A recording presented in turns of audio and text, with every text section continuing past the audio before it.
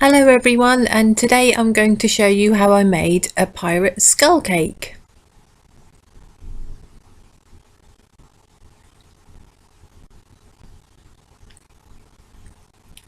To start with, I googled a template of a pirate skull, and after finding the image I want, I traced it and made sure it was the size of the cake I was using, which was an 8-inch round.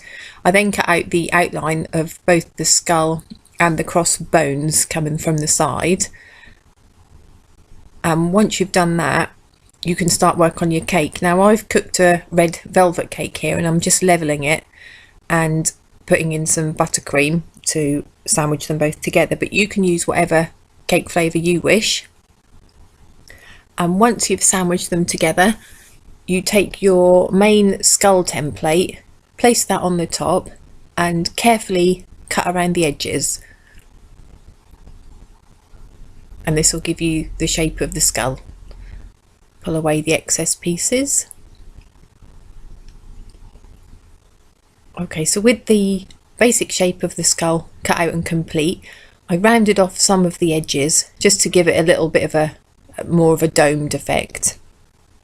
But just take off little pieces at a time rather than huge chunks, otherwise you can't put anything back that you didn't want to take off.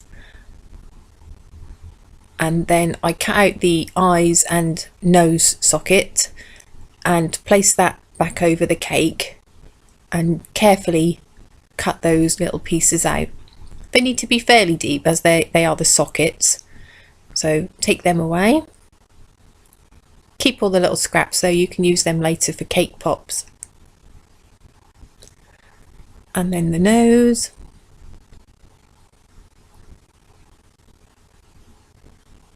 And once you're happy with that, go straight on to the mouth. So same process, lay the template back over and cut the basic shape of the mouth out, and then remove any excess cake. Just being careful, this is a really soft cake, so I had to be careful. And then I gave the entire thing a crumb coat, making sure you get into all the little grooves and the eye socket. And then I put that in the fridge for about 10 minutes, brought it out, and then gave it another layer of buttercream. And you can check out my channel for the recipes I used for these. Put it back in the fridge, and whilst that was setting, I cut out the bones, and again exactly the same process, buttercream to cover. And then I made some cake pop mix out of the scraps, and I'm just placing it on the ends of the bones just to give them a bit more definition at the joint part, and then give them a coat of buttercream and place them back in the fridge as well. Okay, when that was complete, I took the skull out of the fridge, and then with clean hands I smoothed down the buttercream so there was no ridges anywhere, and that helped me define again the sockets and the nose. But make sure your hands are clean, obviously, when you're cooking.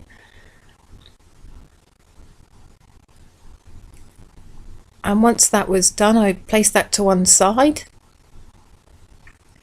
and rolled out some white fondant, and I made this about 4mm thick, so keep on going, and then roll it out back over the top of your skull.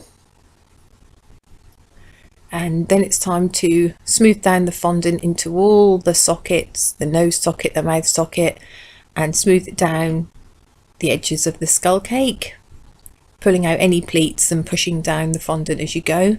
And take your time with this. And then I cut away any excess fondant with a pizza cutter. Pizza cutter always seems to work well if you've got sort of unusual shapes. You can sort of control it a bit more, whereas a knife tends to drag a bit. Okay, I put the template back onto the fondant skull now, and I'm just defining more of the socket shapes and the outer cheekbones with a fondant tool and my fingers, and keep on working away at this until you're happy with how it looks.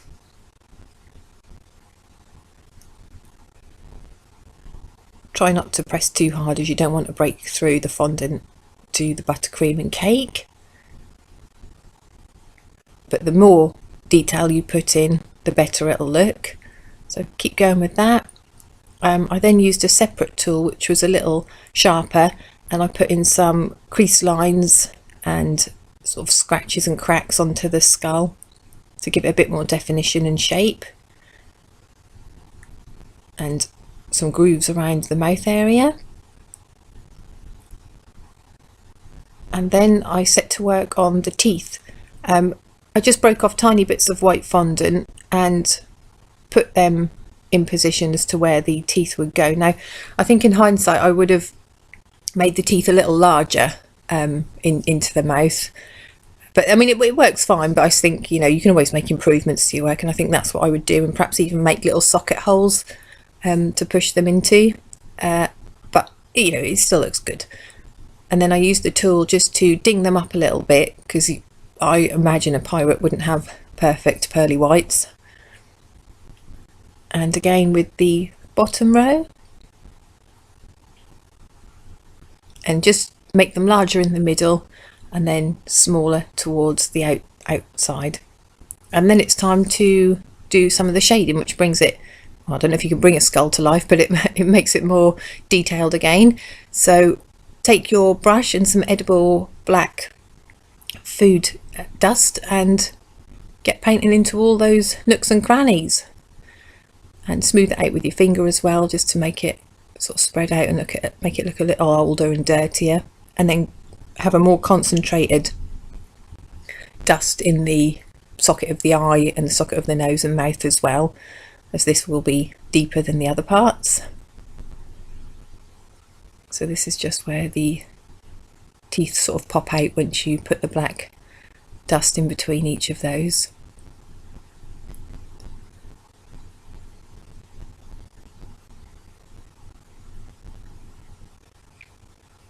And then again on the jaw and cheekbones down the side, I put some shading down them just to make them stand out a little more. And exactly the same process, I covered the crossbones with fondant and added some details with the fondant tool, and then shaded them in to give them a little more definition as well. So all the same for all four bones, and then set them aside.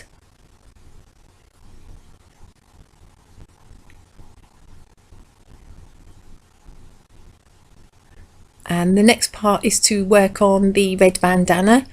Just roll out a piece of red fondant quite thin, and cut off the edges and the outsides just to smooth them out a bit, and then sort of crunch it together so it looks like a piece of fabric. What I'd done is I tapered it towards each end, as this was the bit that was going to go round the sides of the skull, and then I just laid it on. I didn't need to stick it on with anything, just laid it on and pinched the outer edges and cut off any excess fondant. But I wouldn't handle it too much, you want it to look rumpled like a fabric. And then I just placed on the crossbones, making sure they were aligned so it looked like a straight bone going behind him.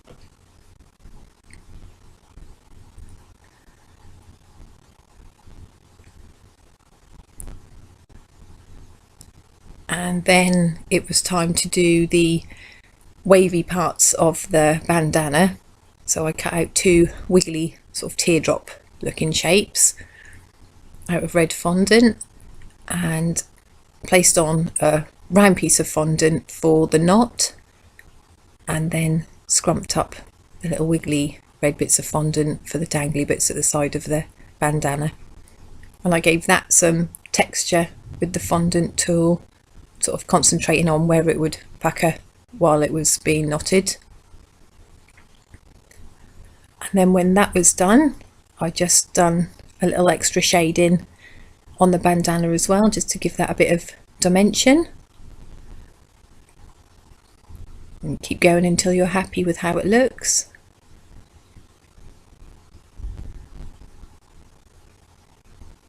And then the final touch, and something every pirate needs, is a gold tooth. So I chose a towards the outer side, and just made sure I got that nice and thick. This is it Volcom gold, something like that. But you can use gold paint, edible gold paint. And that's it, all finished.